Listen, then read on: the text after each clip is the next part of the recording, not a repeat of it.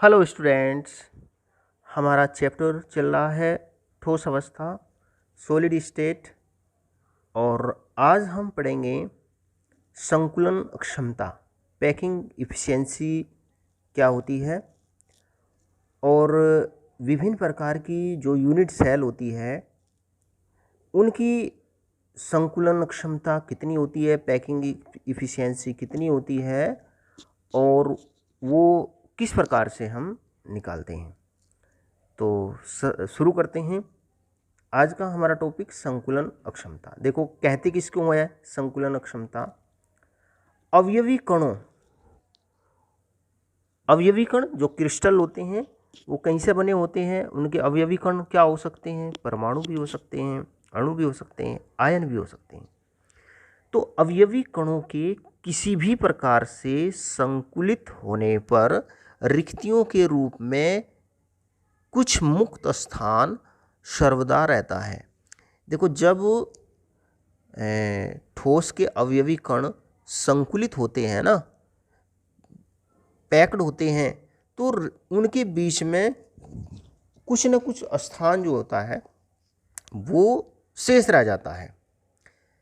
संकुलन अक्षमता कुल उपलब्ध स्थान का वह प्रतिशत है जो कणों द्वारा संपूरित होता है, कणों के द्वारा भरा होता है। इसी को कहते हैं संकुलन अक्षमता। क्या संकुलन अक्षमता? कुल उपलब्ध स्थान का वह प्रतिशत जो कणों के द्वारा भरा होता है। देखो, क्रिस्टल की इकाई होती है यूनिट सेल, एकक कोशिका होती है। और एकक कोशिका का जो विभिन्न प्रकार की एकक कोशिकाएं होती है उनका एक निश्चित आयतन होता है ना। तो यूनिट सेल के आयतन का कितना भाग उसके अवयवी कणों के द्वारा भरा जाता है? यूनिट सेल के कुल आयतन का कितना भाग अवयवी कणों के द्वारा घेरा जाता है? तो उपलब्ध आयतन का वो प्रतिशत जो अवयवी कणों के द्वारा घेरा जाता है ना, उसी को कहते हैं संकुलन अक्षमता। अब देखते हैं HCP, हेक्सागोनल क्लोज पैकिंग, और CCP, क्यूबिक क्लोज पैकिंग संरचनाओं में संकुलन अक्षमता। यानी कि जो यूनिट सेल होती है ना, जो HCP और CCP को FCC भी बोलते हैं, इनकी संकुलन क्षमता कितनी होती है और कैसे निकालते हैं? देखो, इन दोनों प्रकार के निविड़ संकुलन HCP और CCP, देखो संकुलन किस प्रकार से होता है, एक डायमेंशन में, दो डायमेंशन में, 3 डायमेंशन में, ये हमने पिछली वीडियो में आपको बताया है। और अगर आपको नहीं पता तो वो वीडियो देखना आप। देखो, दोनों प्रकार के निविड़ संकुलन समान क्षमता वाले हैं। इनकी जो पैकिंग इफिशियंसी होती है समान होती है।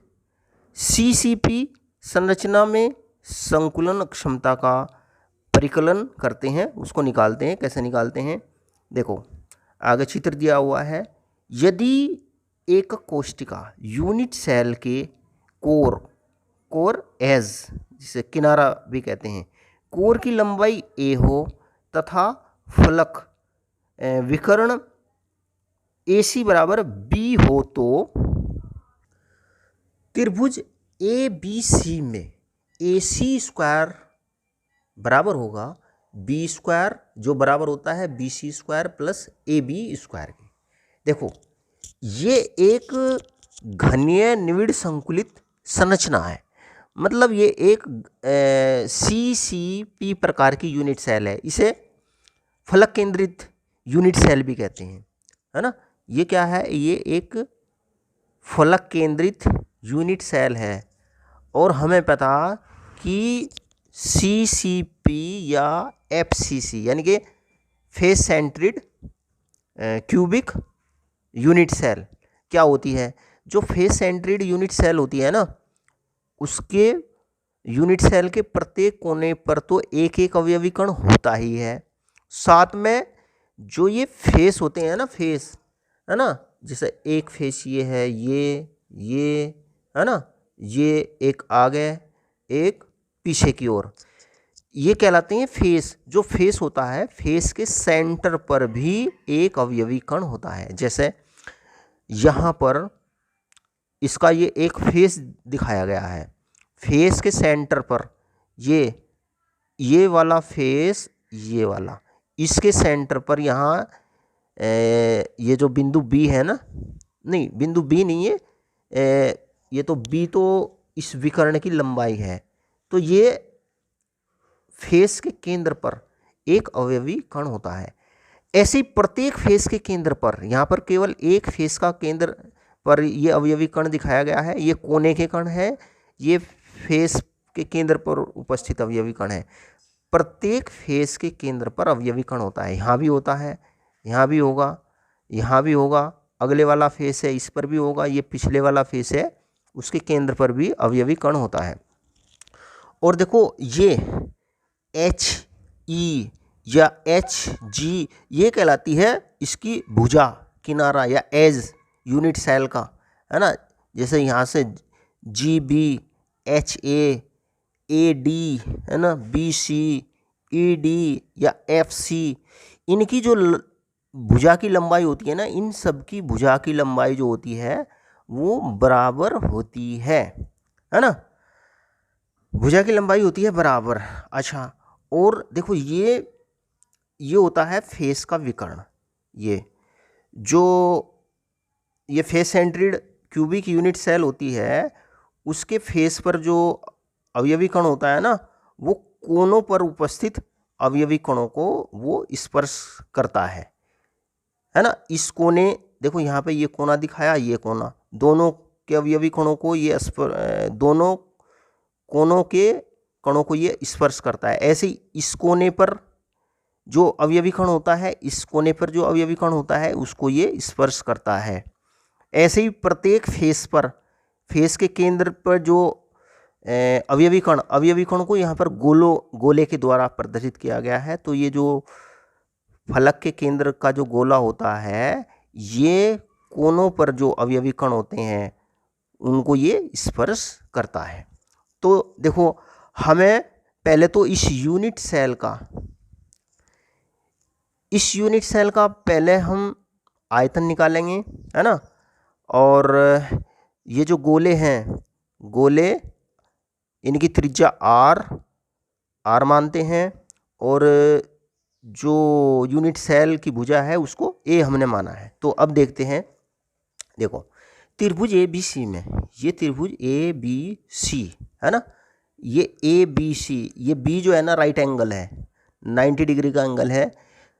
AC² बराबर होता है, ये पाइथागोरस समकोण है ना, ये पाइथागोरस प्रमेय लगाएंगे तो ये AC बराबर होता है, AC हमने माना है B, तो B² बराबर होता है BC² के और AB² के। देखो ये AB और BC ये क्या है, भुजा है A, है ना, ये क्या है, ये भुजा है A, यानी कि ये बराबर हो जाएगा 2A² के। तो यानी कि B बराबर होगा √2A के, B बराबर कहीं के निकला √2A के। और यदि गोले का अर्धव्यास R हो तो B बराबर कहीं के होगा 4R के, B बराबर कहीं के होगा 4R के। देखो एक R तो देखो यहाँ से लेकर के यहाँ तक, है ना, इसका रेडियस ही हो गया अर्धव्यास, यहाँ से लेकर के यहाँ तक एक R ये हो गया, एक R ये हो गया, एक R ये, है ना। तो कुल मिलाकर के कितने R हो गई, ये दूरी यहाँ से A से लेकर के B तक की दूरी कितनी बराबर होगी, ये हो गई 4R के। तो B बराबर, यानी कि ये जो विकर्ण है ना, विकर्ण B बराबर कहीं के हो गया √2A के, √2A, या A बराबर हो गया है ना 4R/√2, है ना। या इसको हम लिख सकते हैं √2 की नीचे गुणा करेंगे, ऊपर गुणा करेंगे, तो इसको हम लिख सकते हैं 2√2r। तो यहाँ हमने ये संबंध आया हमारा भुजा में, जो यूनिट सेल की जो भुजा होती है और गोले का जो अर्धव्यास रेडियस होता है उसके बीच में ये संबंध होता है। देखो जो FCC प्रकार की यूनिट सेल होती है, ये FCC प्रकार की या कैसे CCP प्रकार की यूनिट सेल है। इस प्रकार की यूनिट सेल के लिए भुजा और गोल की जो त्रिज्या होती है उसमें ये संबंध होता है। देखो जो अलग अलग प्रकार की यूनिट सेल होती है ना, उनके लिए ये भुजा और जो गोले की त्रिज्या है ना, इनमें ये संबंध अलग अलग होता है। तो FCC प्रकार की यूनिट सेल के लिए ये संबंध ये आया A बराबर 2√2, और R का मान हम अगर निकालें तो ये R बराबर होगा A/2√2, या R बराबर लिख सकते हैं। देखो √2 की नीचे गुणा करेंगे, √2 की ऊपर गुणा करेंगे, तो ये हो जाएगा कुल मिलाकर के A/√2/4, है ना। RA में ये संबंध होता है, या इसको इस तरीके से लिख सकते हैं। अब आगे देखते हैं। हम जानते हैं कि जो CCP संरचना में प्रभावी रूप से प्रति एकक कोशिका, प्रति यूनिट सेल 4 गोले होते हैं। जो CCP प्रकार की यूनिट सेल होती है, या इसे कहते हैं हम फलक केंद्रित एकक कोशिका, है ना, इसको क्या बोलते हैं, या हम बोलते हैं इसको FCC प्रकार की यूनिट सेल। तो हमने कणों की संख्या कैसे निकालते हैं वो हमने पहले बता रखा है कि यूनिट सेल में कणों की संख्या कैसे निकालते हैं। तो इस प्रकार की यूनिट सेल में कणों की संख्या कितनी होती है? कणों की संख्या होती है 4, यानी कि 4 कण या कहीं 4 गोले इस प्रकार की यूनिट सेल से संबंधित होते हैं। तो अब इन 4 गोलों का जो कुल आयतन होगा, हमें पता गोले का जो आयतन होता है वो 4/3 पाई r का घन होता है। तो 4 गोलों का आयतन इनका 4 गुना हो जाएगा। और घन का जो आयतन होता है, ये यूनिट सेल एक घन है, इसका हमने इसकी एक भुजा A मानी, तो इसका आयतन बराबर होता है भुजा का घन या भुजा का क्यूब। और ये बराबर होगा A बराबर कहीं के है 2 × √2 के। तो यानी कि A का क्यूब बराबर हो गया 2√2r के क्यूब के। अतः देखो जो संकुलन क्षमता होती है, संकुलन क्षमता किसे कहते हैं? एकक इनकी संकुलन क्षमता का सूत्र क्या होगा? एकक कोशिका में चारों गोलों द्वारा अध्यासित आयतन, मतलब 4 गोलों के द्वारा घेरा गया आयतन बटे यूनिट सेल का कुल आयतन। मतलब यूनिट सेल का कुल आयतन कितना है और उस आयतन में से 4 गोले कितना आयतन घेरते हैं वो × 100। तो जो संकुलन क्षमता आती है, जब ये मान इसमें रखते हैं तो इसका मान आता है 74%। तो कैसे निकालते हैं संकुलन क्षमता, वो भले ही आपको ना पता हो, लेकिन ये कितनी होती है ये आपको पता होना चाहिए। जो FCC और या कहें जो HCP प्रकार की यूनिट सेल होती है, उनकी संकुलन क्षमता दोनों की 74 होती है। मतलब जो यूनिट सेल का 74% आयतन गोलों के द्वारा, अवयवी कणों के द्वारा घिरा होता है, और 26% भाग जो होता है ना, वो रिक्तियों के रूप में खाली रहता है। देखो किसी यूनिट सेल की जो पैकिंग एफिशिएंसी होती है उसको निकालने के लिए एक तो आपको ये पता होना चाहिए कि जो यूनिट सेल होती है, यूनिट सेल में कणों की संख्या कितनी होती है, पहली बात। फिर आपको जो यूनिट सेल की भुजा होती है A, और यूनिट सेल जिन गोलों के द्वारा बनी होती है, अवयवी कणों के द्वारा बनी होती है, उनकी जो त्रिज्या होती है R। मतलब यूनिट सेल की भुजा और अवयवी कणों की त्रिज्या के बीच में क्या संबंध होता है, जब आप ये निकाल लोगे तो आप संकुलन क्षमता आसानी से निकाल सकते हैं। अब देखते हैं अंतःकेंद्रित घनीय संरचनाओं में संकुलन अक्षमता। जो बॉडी सेंट्रिड जो BCC टाइप की जो यूनिट सेल होती है उसकी संकुलन अक्षमता कितनी होती है और किस प्रकार से निकालते हैं। देखो ये एक बॉडी सेंट्रिड क्यूबिक यूनिट सेल है। हमें पता है जो बॉडी सेंट्रिड क्यूबिक यूनिट सेल होती है ना, उसमें यूनिट सेल के 8 कोने होते हैं। 8 कोनों पर एक एक अवयवी कण होता है और यूनिट सेल के केंद्र में एक अवयवी कण होता है। देखो एक कोना ये, एक कोना ये है ना, ये कोना इसका अवयवी कण ये है और ये कोना है ना। 8 कोनों पर एक एक अवयवी कण है और बीच में इस यूनिट सेल के केंद्र में एक अवयवी कण होता है। तो इस प्रकार की यूनिट सेल कहलाती है बॉडी सेंट्रिड यूनिट सेल। और हमें पता इसमें बॉडी सेंट्रिड यूनिट सेल में अवयवी कणों की संख्या कितनी होती है? 2 होती है। देखो जो सेंटर वाला अवयवी कण है ये तो अन्य यूनिट सेल के साथ में सहभाजित नहीं होता। 8 अवयवी कण, प्रत्येक कोने का जो अवयवी कण होता है वो अन्य 8 यूनिट सेल के बीच में सहभाजित रहता है। तो एक कण का योगदान हो गया 1/8, तो 8 का होगा कुल मिलाकर के 1/8 × 8, कुल मिलाकर के एक कण और एक कण ये, तो 2 कण जो होते हैं वो इस प्रकार की यूनिट सेल से संबंधित होते हैं।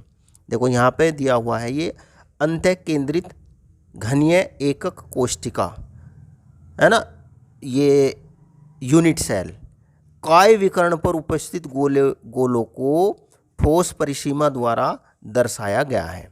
काय विकर्ण देखो एक तो इस प्रकार की यूनिट सेल का संकुलन अक्षमता ज्ञात करने के लिए देखो ये आपको समझना होगा। देखो काय विकर्ण कौन सा होता है और फलक विकर्ण कौन सा होता है। देखो जैसे ये दिया हुआ है, ये नीचे वाला फलक है, इस केंद्र को मिलाया, ये तो कहलाता है फलक विकर्ण, यानी कि FD क्या है, ये है फलक विकर्ण है ना।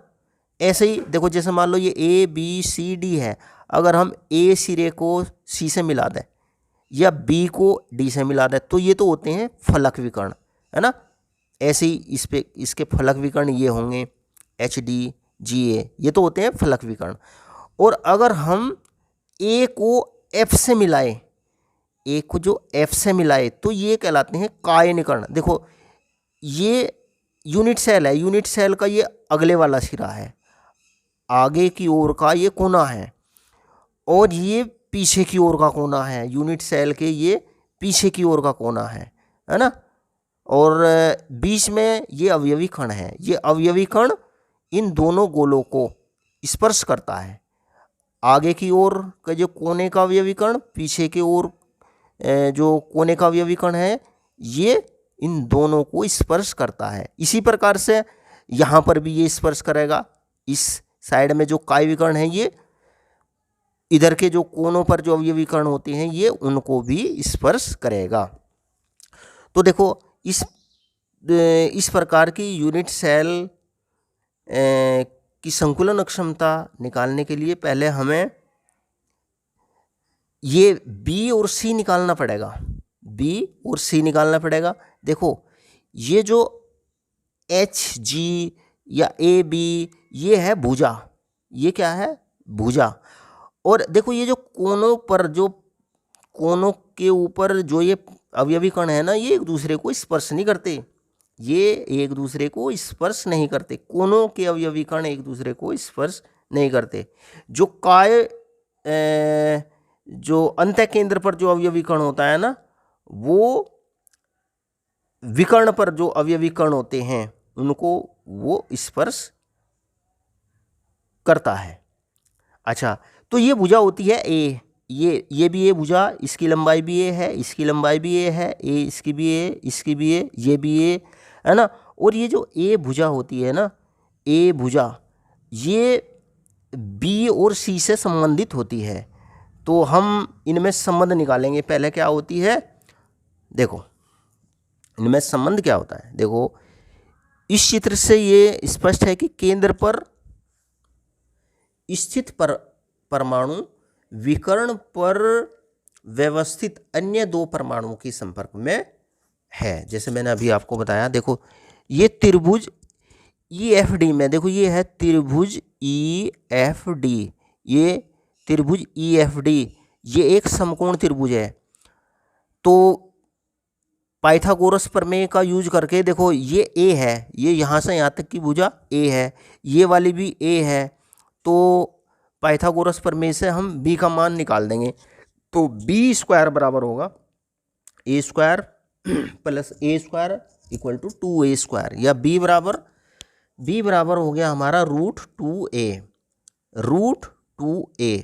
अब देखो ये कोना, ये पिछली साइड का कोना, ये अगले वाली साइड का कोना है ना, ये काय विकर्ण है, बॉडी डायगोनल है ये, और ये एक प्रकार से ये समकोण त्रिभुज बन गया है ना ये।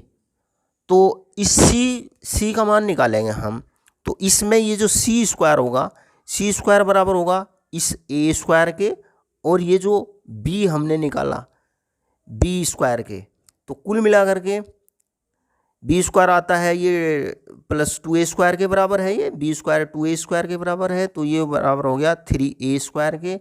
तो C का मान आ गया √3A। अब काय विकर्ण बॉडी डायगोनल C की लंबाई 4R के बराबर है ना। देखो ये यहाँ से यहाँ तक तो ये 2R हो गया, व्यास हो गया, ये यहाँ से यहाँ तक R हो गया, यहाँ से यहाँ तक R, तो 2R ये, 1R ये, 1R ये है ना, यहाँ से दे करके यहाँ तक देखना हमें, तो 4R हो गया है ना, के बराबर है, जहाँ R गोले का अर्धव्यास है ना, रेडियस है, क्योंकि विकर्ण पर उपस्थित तीनों गोले एक दूसरे के संपर्क में है, अतः देखो √3A इक्वल टू 4R के। तो इससे हमने देखो भुजा में और R में जो बॉडी सेंट्रिड यूनिट सेल होती है ना, उसकी भुजा में और उनको गोलों की या जो कहें अवयवी कण है इनकी त्रिज्या में ये संबंध होता है √3A इक्वल टू 4R के, या A बराबर भुजा बराबर 4/√3 और ऊपर R, इसको ऐसे भी लिख सकते हैं R बराबर √3/4 इंटू A के।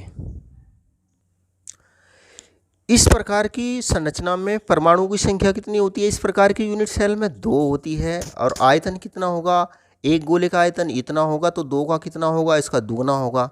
तो गोले का तो आयतन हो गया इतना। अब जो यूनिट सेल है, यूनिट सेल की एक भुजा A के बराबर है, तो यूनिट सेल का आयतन कितना हो गया? भुजा का घन होता है ना, आयतन बराबर भुजा का घन, तो A का घन। और इसको हम इस तरीके से भी लिख सकते हैं, क्योंकि A बराबर होता है 4/4R/√3 का क्यूब के, ठीक है ना, के बराबर होगा। अथवा A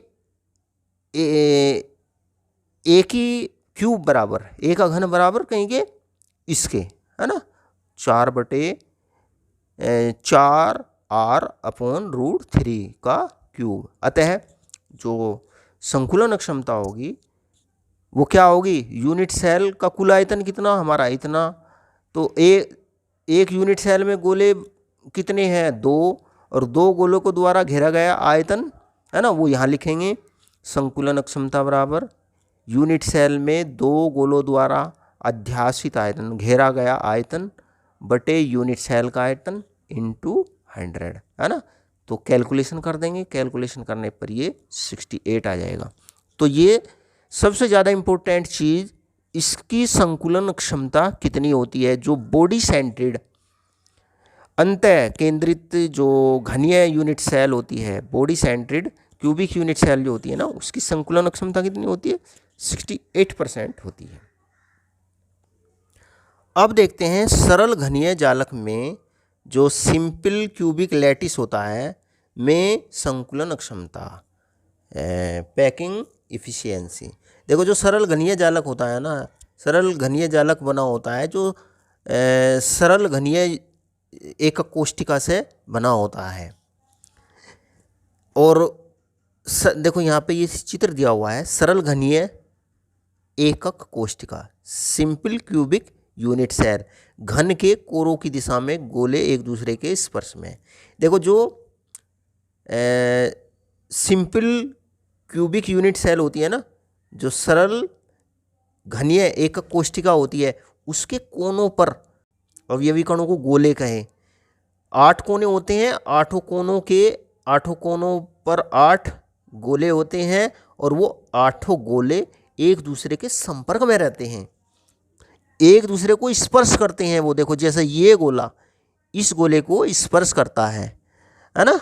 देखो यहाँ से यहाँ तक ये भुजा, ये तो भुजा होती है इसकी, ये यहाँ से ये क्या है, भुजा ए, यानी कि ए बराबर कहीं के हो गए। देखो यहाँ से यहाँ तक आर, यहाँ से यहाँ तक आर, तो 2r के बराबर।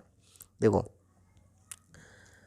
एक सरल घनीय जालक में परमाणु केवल घन के कोरों पर उपस्थित होते हैं। घन के कोरों पर, किनारों पर कण एक दूसरे के संपर्क में होते हैं, इसलिए घन के कोर अथवा भुजा की लंबाई क्या है, a, और प्रत्येक कण का अर्धव्यास कितना है, r। ये यानी कि a बराबर होता है 2r के। a बराबर देखो भुजा में जो यूनिट सेल की भुजा है और गोले की जो त्रिज्या है उसमें ये संबंध होता है। और घनीय यूनिट सेल का आयतन बराबर होगा कहीं a का घन बराबर 2r का घन बराबर 8r⁻³ है ना। और हमें पता कि जो एक सरल घनीय यूनिट सेल होती है उसमें परमाणुओं की संख्या कितनी होती है, 1 होती है। अतः अध्यासित दिक् स्थान का आयतन, जो घेरे गया स्थान का आयतन कितना होगा, 4/3 πr⁻³ हमें पता संकुलन अक्षमता बराबर होती है, क्योंकि एक ही परमाणु है इसमें, तो एक परमाणु का आयतन बटे घनीय यूनिट सेल का आयतन इंटू 100। तो जब हम मान रखते हैं तो मान रखने पर ये वैल्यू आती है 52.36 या इससे 52.4%। तो इस प्रकार हम यह निष्कर्ष निकाल सकते हैं कि CCP और HCP संरचनाओं में अधिकतम संकुलन क्षमता है। उनके द्वारा 74% जो CCP और HCP यूनिट सेल होती है, 74% भाग गोलों के द्वारा घेरा होता है। इफ़िशियंसी, संकुलन इफ़िशियंसी 74% होती है। यहाँ देखो यूनिट सेल का बहुत सारा भाग, 100 में से ये घटा दीजिए, इतना भाग जो होता है वो खाली होता है। तो प्यारे विद्यार्थियों, आज की वीडियो में इतना ही। देखो जो विभिन्न प्रकार की यूनिट सेल होती है उनकी संकुलन क्षमता कितनी होती है वो आपको बिल्कुल अच्छे से पता होना चाहिए। आज के लिए इतना ही। Thank you.